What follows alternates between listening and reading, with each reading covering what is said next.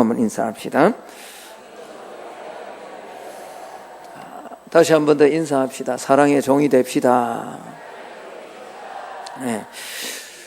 내일 모레가 이제 광복 72주년입니다. 이 광복, 자유를 회복한 그런 날이죠. 1대로부터 36년 동안 억압을 받다가 우리 민족이 해방된 날이 이 광복절입니다. 이제 72년이 지났으니까 적어도 한 80살 넘으신 어른들에게 이 날이 가슴에 와닿습니다. 뭐 다 80이라 해도 72주년이니까 겨우 8살, 초등학교 1학년 또 그 이후에 이제 어르신 되시는 분들은 이 광복이 어떤 기쁨이 있는가라는 걸 알지만 그 이하에 뭐 70대 이하는 사실은 말로 들은 광복이지 실제로 겪지 않아서 그렇게 와닿지 않습니다. 그러나 자유라는 것이 얼마나 소중한지 우리가 이 광복절을 맞이하면서 진정한 광복이 무언가, 진정한 자유가 무언가에 대해서 좀 나누기를 원합니다. 이 세상의 모든 존재물들은 다 자유하기를 원합니다. 종으로 살아가기를 원하는 사람은 아무도 없습니다. 심지어 동물까지도 자유함을 원하지 구속되어 있는 것을 좋아하지 않습니다. 요즘 이 애완동물을 키우는 사람이 우리 대한민국에도 천만이 된다 그러죠. 이 애완동물들도 묶어놓는 건 별로 좋아하지 않습니다. 주인과 함께 나가기를 원하고요, 자유를 만끽하기를 원하는 것이 이 세상에 존재하는 모든 존재가 소망하는 거고 바라는 거죠. 여러분, 종에게는 자유함이 없습니다. 종은 인간으로서의 권리나 자유를 박탈당한 채 상품이나 가축처럼 취급되어서 강제 노동에 사용되었던 사람들을 종이라고 그렇게 표현을 합니다. 실제로 로마 시대에 성경이 쓰여질 당시에 종은 짐승과 다른 것은 다만 말을 할 수 있는 것뿐이다. 그것 외에는 다 종처럼 사고 팔고 상품의 한 부분으로 속해져 있던 자들이 종이었습니다. 우리 민족은 일제 36년간 그런 삶을 살아야 됐습니다. 엄청난 고통을 받았습니다. 엄청난 박해와 범과 상처를 당했습니다. 하나님의 긍휼은 이렇게 오늘날 우리가 자유롭게 살 수 있도록 자유와 해방을 우리에게 선물로 허락해 주셨습니다. 감사한 일이 아닐 수 없습니다. 갈라디아서 5장 1절에 보면, 우리 5장 1절을 한번 보십시오. 그리스도께서 우리를 자유롭게 하려고 자유를 주셨으니 그러므로 굳게 서서 다시는 뭘 매지 말라고요? 종의 멍에를 매지 말라라고 그렇게 말씀을 합니다. 물론 여기서 말씀하는 이 자유는 영적인 자유를 말합니다. 그리스도께서 우리를 자유롭게 하려고 자유를 주셨다라는 이 자유, 영적인 자유입니다. 그러나 13절, 오늘 우리가 읽었던 13절을 우리가 같이 한번 읽어보기를 원합니다. 13절입니다. 같이 한번 읽습니다. 시작. 형제들아, 너희가 자유를 위하여 부르심을 입었으나 그러나 그 자유로 육체의 기회를 삼지 말고 오직 사랑으로 서로 종노릇하라. 영적으로 자유함을 주셨는데 영적인 자유뿐만 아니라 육체적 자유를 가지고 그 자유를 가지고 육체의 기회를 삼지 말라라고 그렇게 말씀을 합니다. 그러면서 오늘 인사한 것처럼 오직 사랑으로 서로 뭐 하라고요? 종이 되어라. 종에서 자유를 주셨는데 또 성경은 다시 종이 되어라. 그래서 오늘 설교의 제목을 오히려 종노릇하라라고 한번 잡아봤습니다. 우린 자유자예요. 육체적으로도 자유를 주셔도요, 이만큼 자유한 시대를 살아가는 시대가 없습니다. 그러나 이 자유로 육체의 기회를 삼지 말라. 육체의 기회가 뭘까요? 쾌락을 따라서, 세상을 따라서 육신이 원하는 대로 그렇게 살지 말라라는 그런 말씀이겠죠. 여러분, 광복절은 일본으로부터 대한민국이 자유를, 아니 더 정확하게 하면 조선이 자유를 얻은 그런 날입니다. 우리는 자유인임에 틀림이 없습니다. 마찬가지로 예수 믿는 사람은, 신앙인은 죄로부터 자유함을 얻은 사람들입니다. 다시는 죄로부터 자유했기 때문에 죄 종노릇을 하면 안 됩니다. 그러나 하나님은 신앙인이 다른 차원에서 종노릇을, 아니 종노릇이 아니라 종이 되어야 된다라고 그렇게 말씀을 하고 있습니다. 그 종은 다른 종이 아니라 다른 사람을 섬기는 사랑의 종이 되어야 된다라고 그렇게 말합니다. 여러분, 어쩔 수 없어 종노릇하는 것, 종이 종노릇하는 것, 그건 참 어떻게 보면 당연한 거고 추한 건지 몰라요. 마지못해서 종노릇해야 된다라는 것, 그것은 추한 건지 모릅니다. 그러나 자유함에도 불구하고 스스로 내 자유를 석박시켜서 누군가를 섬기기 위해서 종이 된다라는 것은 결코 추한 것이 아니라 아름답고, 그것이 주님이 우리에게 주신 자유의 목적이다라고 성경은 말씀하고 있습니다. 마틴 루터는 의에서 떨어진 자유는 죄의 종이 되는 것이지만 의의 종이 되는 노예는 죄에서 해방된 자유인이다라고. 말이 좀 어렵죠? 문어니까. 의에서 떨어진 자유, 다시 말하면 하나님으로부터 구속되지 못하고 하나님 없이 자유하는 것, 그래서 자행자제하고 자기 마음대로 내 돈 내 것인데 내가 쓰는데, 내 건강 내 것인데 내가 쓰는데, 그래서 자유하면 그 자유는 죄의 종이 된다는 겁니다. 그러나 반대로 의의 종이 되는 노예, 자유자인데 다시 하나님을 위해서 스스로 노예가 되는 자는 참된 자유인이다라고 루터가 말한 거죠.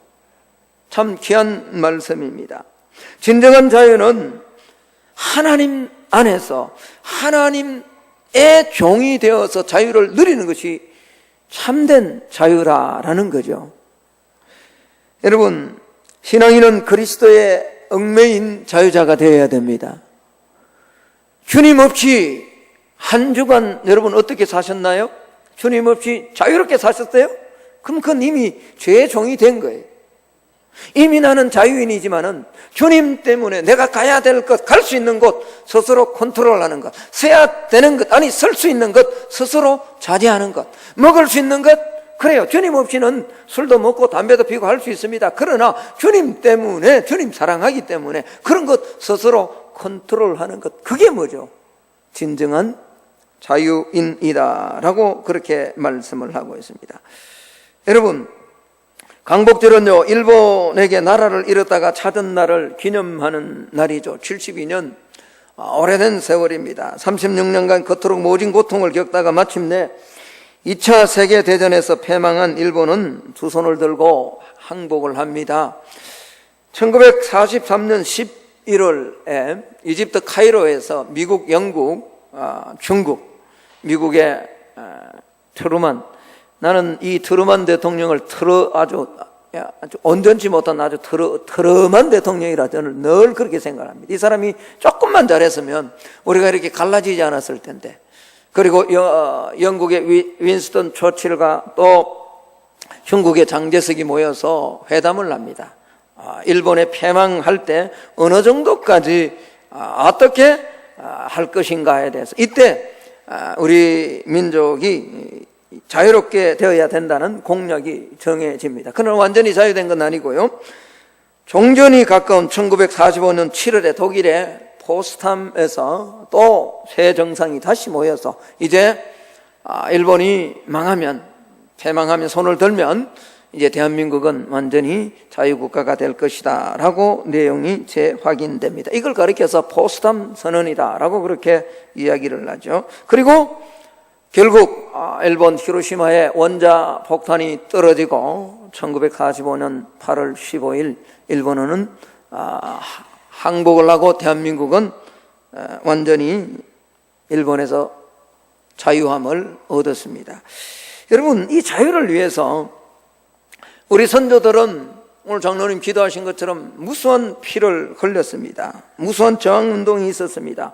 중국에서 만주에서, 제가 중국을 여러 차례 갔는데 하얼빈에서 수많은 우리 선조들이 저항운동을 했고 피를 흘렸습니다. 심지어 군대를 일으킨 사원이들도, 또 지식인들, 자기의 모든 재산을 다 팔아 이 조국 독립을 위해서 그렇게 이름 없이, 그리고 그 후손들이 지금도 만주에서 또 중국 여러 지역에서 가난하게 힘들게 살아가는 후손들이 아직 많이 있습니다. 민초들이 곳곳에 분연히 일어났습니다. 그러나 우리가 알아야 될 것 하나가 있습니다. 그런 힘이 원동력이 되어서 대한민국이, 이 나라가 일본으로부터 해방이 된 것은 분명합니다. 그러나 궁극적으로 말하자면 그들의 힘이 결국 일본을 망하게 한 것은 아니다라는 거죠. 그러면 우리가 알고 있는 미국, 영국, 중국 연합군에 의해서 일본은 손을 들었는가? 맞습니다. 근데 우리가 꼭 알아야 될 것 하나가 있습니다. 그건 다름이 아니라 민초들, 우리 많은 순국 선열들이 독립을 위해 피를 흘리고 또 싸움을 하고 분연히 자신의 모든 것들을 버리며 이 조국 독립을 위해서 그렇게 희생하셨지만 결국 그 뒤에는 보이지 않는 하나님의 손길이 우리 민족을 해방케 하셨다는 사실을 우리 예수 믿는 사람들은 꼭 기억해야 됩니다. 여러분, 인류 역사와 나라의 흥망성쇠를 주관하시는 분은 하나님이십니다. 믿으십니까? 정말 이 사실을 우리가 온전히 믿어야 됩니다. 우리의 독립 또한 마찬가지입니다. 그 단적 증거가 독립운동을 그렇게 많이 했지만 그 운동에 의해서 해방을 맞이한 것은 아니다라는 거죠. 다른 나라들을 움직이고 또 역사에 보이지 않는 손길로 하나님이 움직여 주셔서 결국 일본은 손을 들게 되고 대한민국은 자유를 얻게 되었다라는 겁니다. 여러분, 다니엘서에 보면 하나님께서 바벨론의 가장 강력한 왕이었던 느부갓네살 2세라는 아주 대단한 왕이 있었습니다. 이 바벨론의 문명과 영화를 누렸던 그런 왕인데, 이 왕을 향해서 다니엘을 통해서 하나님은 이렇게 말씀을 합니다. 다니엘서 4장 32절에 네가 사람에게서 쫓겨나서 덜짐승과 함께 거하며 소처럼 풀을 먹을 것이며 이와 같이 7대를 지내서 지극히 높으신 자가 인간 나라를 다스리며 자기의 뜻대로 그것을 누구에게든지 주시는 줄을 알기까지 이르리라 하더니라고 그렇게 말합니다. 이게 무슨 말이냐 그러니까 당시의 최고의 영화, 오늘로 이야기하면 세계 패권 국가라고 말하는 이 월드폴리스라고 자청하는 미국과 같은 저런 강력한 나라의 왕이었던 느부갓네살 2세에게 하나님이 너를 내가 소처럼 짐승처럼 만들겠다. 그런데 언젠가 너를 회복시켜 주는데 그 회복시킬 때는 네가 뭔가를 깨달을 때 내가 회복시켜 주겠다. 그 깨달을 때가 뭐냐? 네가 네 스스로 나라를 전쟁해서 바벨론을, 너의 나라를, 너의 제국을 강하게 한 것 같지만 결코 그게 아니다. 내가 나라를 부흥케도 하고 제국을 만들기도 하고 제국을 무너뜨려서 다른 사람에게 왕권을 주기도 한다는 사실을 네가 알 때 비로소 너를 짐승과 같은 삶에서 다시 회복시켜 주겠다라고 그렇게 말씀한 겁니다. 무슨 말이냐 그러니까 인류 역사의 주권자는 인간이 아니다. 바로 나다라는 것을 하나님은 말씀해 주고 있습니다. 그렇습니다. 나라를 빼앗기도 하시고 다시 주시기도 하시는 분은 하나님이십니다. 이스라엘이 바벨론에 70년간 포로가 되어 엄청난, 우리보다 일제 36년보다 꼭 2배예요. 70년. 우리는 36년만 해도 치를 떨잖아요. 근데 70년간 고통을 당했습니다. 그러다가 하나님은 하나님을 알지 못하는 누구를 세우셔서 이스라엘 민족을 자유케 해주셨냐? 그러니까 고레스, 페르시아 초대 왕이었던 고레스라는 사람을 세워서 이스라엘 민족을 뭐죠? 바벨론에서 돌아오게 하셨대요. 마찬가지라는 거죠. 하나님은 일본을 사용하셔서 우리 민족에게 36년간 고통을 주셨습니다. 그러나 결국 하나님께서 역사하셔서 나라를 다시 이 민족에게 회복시켜 주신 줄로 믿습니다. 예. 이것이 해방이죠. 전적인 하나님의 역사 속에 이루어졌습니다. 여러분, 이걸 아는 사람이 진정한 애국자고요.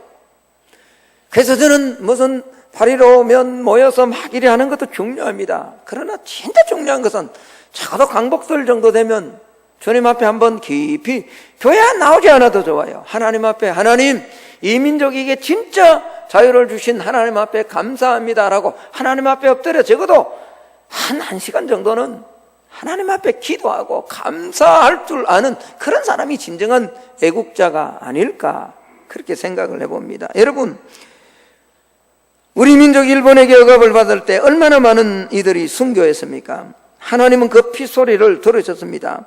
하나님께서 아우를 죽인 가인을 찾았을 때 내 아우의 피소리가 땅에서 내게 호소한다 라고 창세기 4장 10절은 말씀합니다. 순교자의 흘린 피가 하나님 앞에 호소돼. 여러분, 요한계시록에서 7인을 띌 때 4번째 인을 띠고 5번째 인을 띌 때 순교자들이 다시 하나님 앞에 도대체 하나님 언제까지 이렇게 참으실 것입니까? 라고 말할 때 하나님 그렇게 말씀을 합니다. 순교자의 피가 다 찰 때까지 내가 기다린다 그래요. 예. 하나님은 이 민족의 아픔, 고통, 이를 위해서 피를 흘린, 그 나라를 위한 피를 흘린 그 사람들의 부르짖음을 들으시고 때가 되면 1945년 8월 15일 하나님이 이 민족에게 해방을 주셨다라는 겁니다. 이처럼요, 해방은 하나님의 온 인류를 다스리는 섭리와 신앙인들의 피소리 때문에 해방은 이루어졌음을 우리는 기억해야 됩니다. 자, 그렇다면 우리는 지금 자유함을 누리는데 이렇게 만끽하는 자유가 어디 있습니까? 제가 오늘 설교하러 오면서 좀 슬프기도 하고 한 것은 다른 게 아니에요. 이렇게 자유로운데 왜 이렇게 자리가 빌까? 도대체 동서남북 오늘 이 주일에 어디서 뭘 할까? 물론 피치 못해 직장을 다니거나 피치 못해 그런 직장 때문에 가야 될 간호사들이나 의사들이나 경찰들이나 그렇게 해야 될, 피치 못해 항공업계 종사하는 그런 분들이나 피치 못해 해야 될 분들이 예배를 못 드린다. 그건 제가 이해는 합니다. 그러나 그렇지 않음에도 불구하고 도대체 우리 성도들은 동서남북 이 주일에 어디서 뭘 하러 돌아다닐까? 하나님이 자유를 주셨는데 이 자유를 가지고 지금 어디다 어떻게 이 자유를 육체의 기회로 사용하고 있을까? 슬퍼요, 슬퍼. 여러분, 미국 독립운동가 패트릭 헨리의 유명한 말을 우리는 압니다. 자유가 아니면 뭘 달라고요? 죽음을 달라라고 그렇게 이야기했습니다. 무슨 말입니까? 자유의 소중함을 강력하게 역설한 거죠. 자유는 모든 인류가 공통으로 원하는 겁니다. 자유를 잃고서 배부르게 사는 것보다는 배고프지만 자유로운 것이 더 행복하다는 겁니다. 그런데 자유에는 두 가지 자유가 있다는 사실을 기억해야 됩니다. 하나는 제가 오늘 서론에 지금까지 말씀드렸던 것처럼 육신적인 자유가 있습니다. 일본으로부터 속박되었던 그 육신의 자유 말입니다. 그러나 또 하나는 영적인 자유가 있습니다. 우리는 더 이상 일본과 같은 나라의 종살이를 하고 있지 않습니다. 그러면 우리 모두가 자유를 얻어서 진정한 자유자로 오늘 우리가 살아가고 있고 예배드리는 우리는 참으로 진정한 자유자인가 한번 고민해 봐야 됩니다. 여러분, 육체의 자유는 누구나 누리는 자유지만요, 그러나 그럼에도 불구하고 여전히 영적 자유를 누리지 못하는 사람들이 있습니다. 고린도전서 7장 22절에 주 안에서 부르심을 받은 자는 종이라도 주께 속한 자유자요, 또 이와 같이 자유자로 있을 때 부르심을 받은 자는 그리스도의 종이다라고 이렇게 말씀하고 있습니다. 영적 자유는 육체의 자유와는 별개입니다.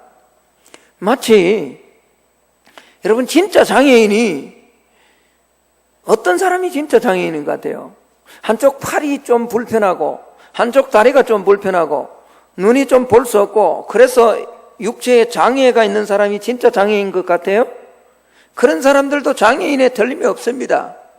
왜? 비장애인이 아니기 때문에. 근데 진짜 장애는 육신에 팔이 없고 다리가 없고 걷는 것이 좀 불편한 이런 사람이 장애인이 아니라, 진짜 장애는 뭐가 장애인 줄 알아요? 마음의 상태가 온전하게 세워져 있지 못한 사람이 진짜 장애인이에요. 그렇죠. 사회를 제대로 보지 못합니다. 사람들과 함께 하지 못합니다. 마음의 뭐죠? 정신적으로 온전함이 없는 장애인, 보이지 않아요. 근데 오늘 이 사회는요, 이런 장애인들이 판을 칩니다. 사이코패스라고 하는 사람들, 얼마나 오늘 무시무시한 시대에 우리가 사실은 살아가고 있죠. 진정한 자유는 육체의 자유에 있지 않고 영적 자유에 있습니다. 그래서 고린도후서 3장 17절에 주는 영이시니 주의 영이 계신 곳에는 자유함이 있다라고 그렇게 말합니다. 그렇습니다. 신앙생활을 해도요, 예수 그리스도를 진정으로 알지 못하면, 주님 안에 모시지 않으면 자유자가 아닙니다. 여전히 죄 종로로 나는 사람이죠. 왜 그렇습니까? 요한복음 8장 34절 35절에 죄를 범하는 자마다 죄의 종이라, 종은 영원히 집에 가지, 하나님의 집에 가지 못해. 그 안에는, 그 심령 안에는 기쁨이 없죠. 자유함이 없죠. 그렇습니다. 아직 죄가 있는 사람은 진정한 자유인이 아닙니다. 죄의 올무에서 여전히 허덕이는 종일 수밖에 없는 거죠. 새 창살보다 더 무서운 게 바로 죄 창살입니다. 새는 공중을 날아 자유가 있고 물고기는 물속에서 자유가 있는 것처럼, 사람은 성령 안에서, 예수 그리스도 안에서만이 진정한 자유가 있는 줄로 믿습니다. 여러분, 지난 한 주간 삶을 살아가면서 얼마나 주님 안에서 사셨대요? 시간을, 물질을, 내 에너지를 보내면서 얼마나 주님이 기뻐하는 그 안에서 자유하며 서셨냐고요. 그래서 사도 요한은 말합니다. 요한복음 8장 32절에 진리를 알지니, 한번 따라 합시다. 진리가 너희를 자유케 하리라. 아멘. 진리가, 예수님이 우리를 자유케 하는 겁니다. 죄의 노예가 되어서 사는 사람은 진정한 자유를 모릅니다. 죄의 노예가 되어 살아가는 사람을 위해서 예수님께서 십자가에 피 흘리시고 죽으시고 부활하신 거죠. 그 피가 저와 여러분을 자유케 하셨습니다. 우리 안에 이 피가 있냐는 거죠. 주의 흘리신 보혈의 피가 여전히 내 안에 있냐라는 겁니다. 진정한 자유는 예수님을 떠나서 결코 있을 수 없습니다. 그래서 오늘 바울이 우리에게 주시는 이 말씀은 참으로 이 시대에 우리에게 꼭 필요한 말씀입니다. 너희 안에 자유를 줬는데 그 자유를 가지고 육체의 기회를 삼지 말라는 거예요.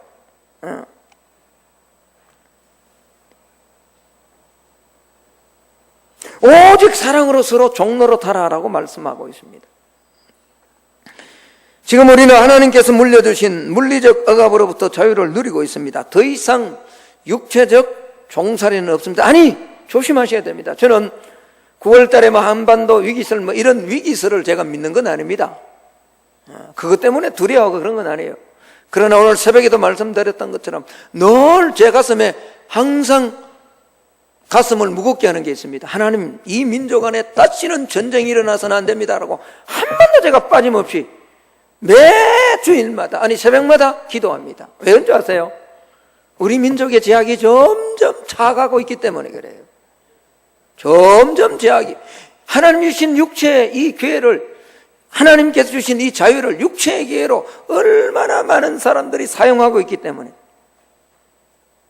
무서울 만큼, 눈이 떠여져서, 영의 눈이 떠여져서 보면 볼수록 피가 떨릴 만큼 무서울 만큼 교회가 잠자고 있습니다. 성도들이 잠자고 있습니다.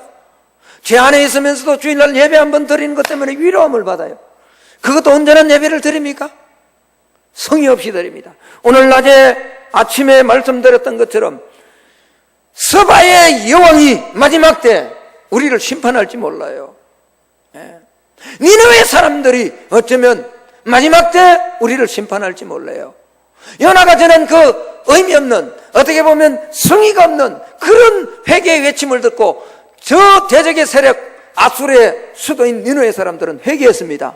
그런데 요나보다 훨씬 더 크신 주님이 오셨고 주님이 보내주신 성령으로 말미암아 말씀을 풀어서 매 주일마다, 아니 그것도 모자라 3일이면 수요 예배를 드리고 그것도 모자라 매일 새벽 기도를 하나님 준비하시는데도 아무런 반응이 없어요. 회개하지 않아요.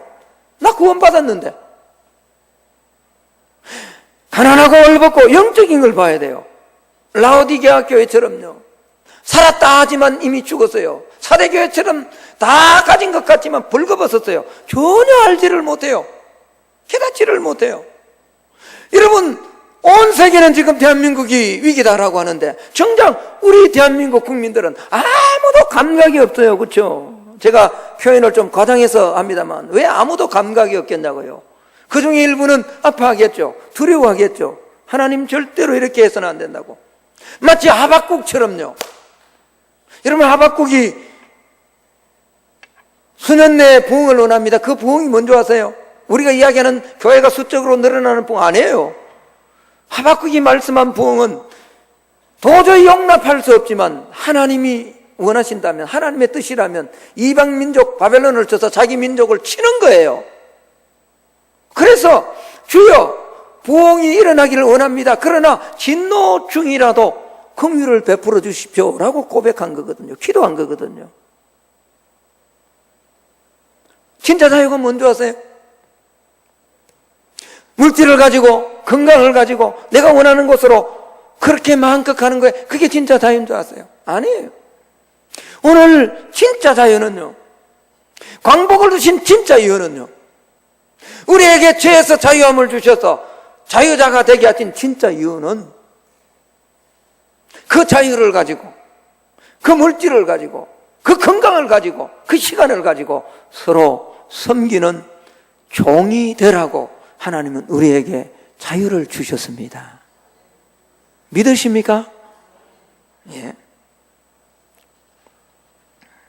그런데 오늘 이 자유를 육체의 기회로 삼음으로 오히려 죄의 종로로 타고 있습니다. 돈의 종이 되어서, 육체의 종이 되어서, 쾌락의 종이 되어서, 세상의 종이 되어서 교회 안에서도 서로 물고 뜯고, 교회마다, 여러분, 이러니 하나님이 온 세계를 향해서 대한민국에 위기설을 준다는 게 이게 그냥 과장으로 들으면 안 돼요. 회개하고 가슴 아파해야죠. 우리가 끝까지 하나님이 주신 이 자유를 육체의 기회로 삼으면 또다시 하나님은 어쩌면 이 주신 자유를 종로로 타고 오히려 종의 삶을 살지 않는다면, 섬기는 삶을 살지 않는다면 하나님은 어쩌면 다시 육체의 종으로 살아가야 될 그런 징벌을 주실지 몰라요. 제가 지금 저주하는 게 아니에요, 여러분. 절대로 그런 게 아니에요. 저는 목회자입니다. 저는 우리 성도들이 자유하며 행복하게 살기를 소망합니다. 한 사람도, 제가 얼마나 새벽마다 수요 저녁이면 눈물이 나요. 어떤 분들이 육체의 질병 때문에 아파하는 사람들을 보면 눈물이 나요. 오랜 질병, 그게 고통이 얼마나 심한, 여러분, 김병에 뭐가 없다 그러죠? 효자 없다 그래요. 자기 자식도 그 김병 오래 하면요, 간호 못해요. 그게 병의 고통이에요. 그런 고통 속에서 살아가는 권사님들, 연세 많은 집사님들 생각하면 가슴이 찢어져요. 할 수 있으면 하나님 은혜를 주셔서 모세처럼 그렇게 사명을 잘 감당하다가 하나님 어느 날 갑자기 불러가세요. 할렐루야. 얼마나 좋아요. 누가 말한 것처럼 9988 뭐라고요? 9988 그랬는데 99세가 아직 팔팔하게 살다가 234라 그랬어요? 예. 아니, 제가 여러분 하나님 없이 그냥 건강하게 살라는 말이 아니에요. 그러나 할 수만 있다면 우리는 건강해야 됩니다. 제가 말씀드렸다. 제가 속된 목사라서 그런 게 아니고 할 수만 있으면 여러분 성도는 좀 부요해지기를 축복합니다. 그게 좋잖아요. 그래서 교회가 좀 어렵고 힘들고 선교사님이 힘든다 그럴 때 내 주머니를 풀어서 좀 써야죠. 그래야면 얼마나 좋아요. 은사이기 때문에 다 그렇게 주지는 않습니다. 그러나 이미 우리에게 주신 자유가 있잖아요. 자유가 있잖아요. 이 자유를 가지고 육체의 기회로 쓰지 말라고 바울은 말씀하고 있는 거예요. 오히려 뭐 하라고요? 사랑에 뭐가 되라고요? 종이 되라고 말하는 거죠. 종은 싫어요. 네.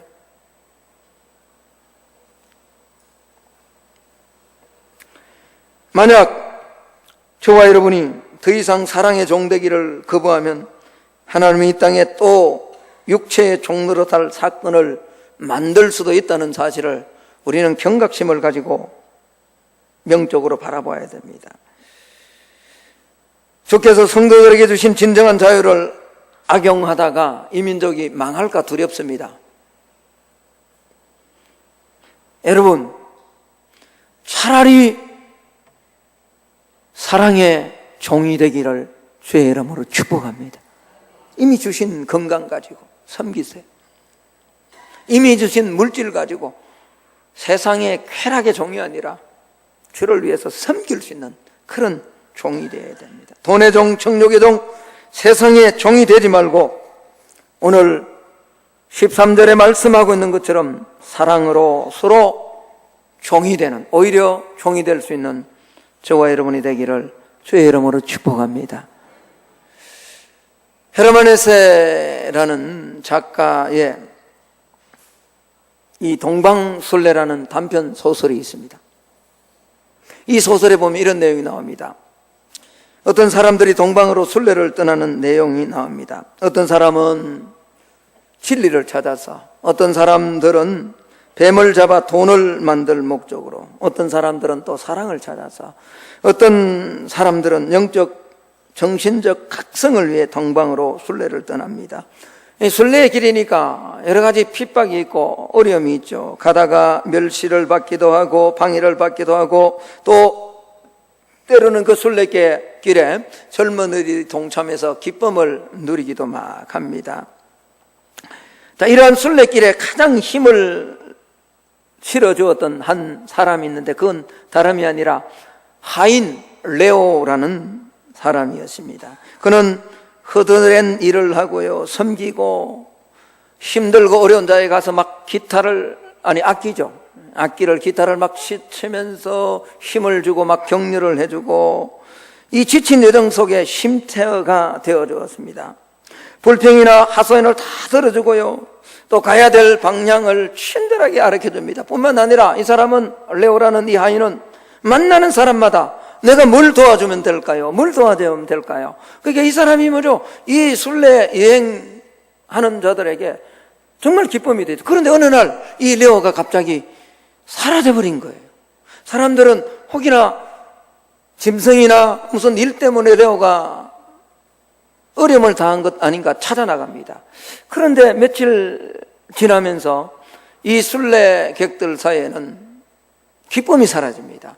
서로 막 싸우기도 하고 갈등하기도 하고 아파하기도 하고, 그리고 무기력해지고 그 순례의 가치와 의미를 잃어버리게 됩니다. 그때 비로소 이 순례객들이요 알게 됩니다.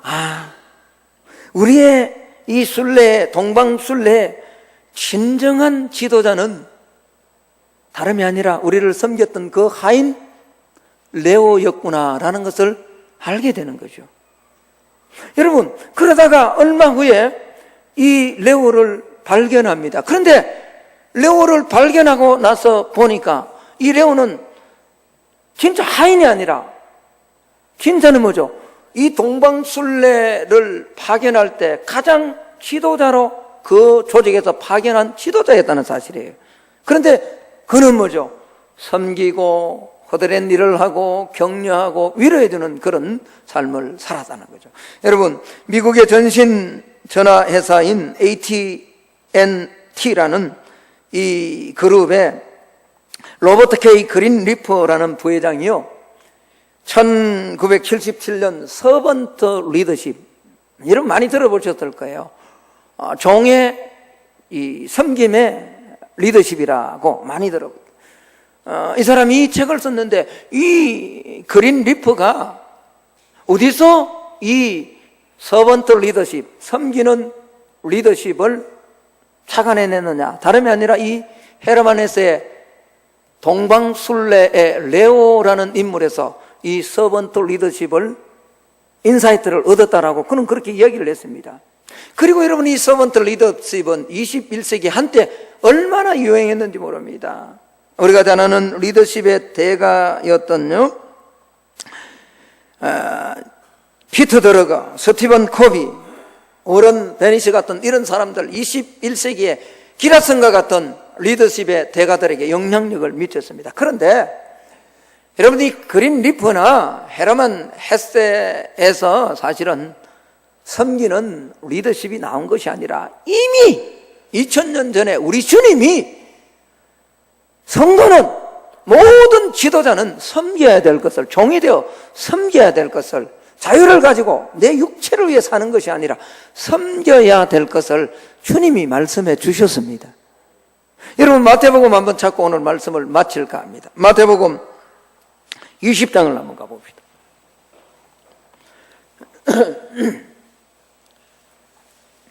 마태복음 20장 26절 27절입니다. 읽고 말씀을 마칠까 합니다. 신약 성경 34페이지입니다. 마태복음 20장 26절 27절입니다. 같이 한번 읽어봅니다. 찾으셨습니까? 같이 읽습니다. 시작. 너희 중에는 그렇지 않아야 하나니 너희 중에 누구든지 크고자 하는 자는 너희를 섬기는 자가 되고 너희 중에 누구든지 어뜸이 되고자 하는 자는 너희의 종이 되어야 하니라. 여러분, 25절을 한번 보세요. 예수님께서 제자들을 불러다가 이르시되 이방인의 집권자들이 그들을 임의로 주관하고 그 고관들이 그들에게 권세를 부리는 줄 너희가 알고. 이게 세상 리더십이죠? 그렇죠? 제가 말씀드렸잖아요. 세상의 부자는 5,000명이 먹을 것 한 사람이 지고 자기 혼자 먹는 게 그 세상의 부자예요.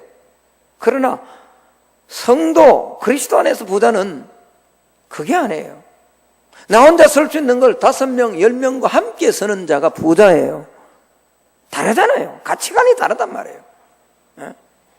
그래서 28절 결론을 이렇게 내립니다. 28절을 보십시오.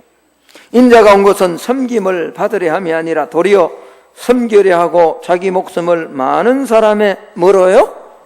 백성물로 주려. 섬기기 위해서, 종로로 타기 위해서 주님은 이 땅에 오셨다라고 그렇게 말합니다. 여러분, 몸을 구부리고 섬겨야 보이는 세계가 있습니다. 새벽마다 나와서 엎드려야 이게 하나님의 세계구나, 이게 하나님의 나라구나, 이게 진정한 자유고 이게 진정한 복이구나 라고 보여지는 세계가 있습니다. 아무리 세상의 논리를 가지고 세상의 지식을 가지고 이성을 가지고 아무리 신앙생활해도 볼 수 없는 그런 세계가 있습니다. 그것이 오늘 오히려 자유를 가지고 서로 종노릇하라라고 하는 주님의 역설적 세계입니다. 역설적 메시지입니다. 물이 높은 곳에서 낮은 곳으로 흘러가는 것처럼 하나님의 은혜도 낮고 섬기는 자의 마음속에 진정으로 임하는 줄로 믿습니다. 이번 한 주간 강복절을 맞아서 우리 민족이 강복했구나. 그건 육체의 자유만 아는 거예요. 진정한 자유가 뭔지를 알고 서로 섬기고 사회와 약한 자와 영적으로 나보다 하나님을 알지 못하는 자를 섬길 줄 아는 진정한 자유자로 오히려 종로로 사는 삶을 살아가는 우리 성만의 모든 성도들이 다 되시기를 예수님 이름으로 축복합니다. 하나님 감사합니다.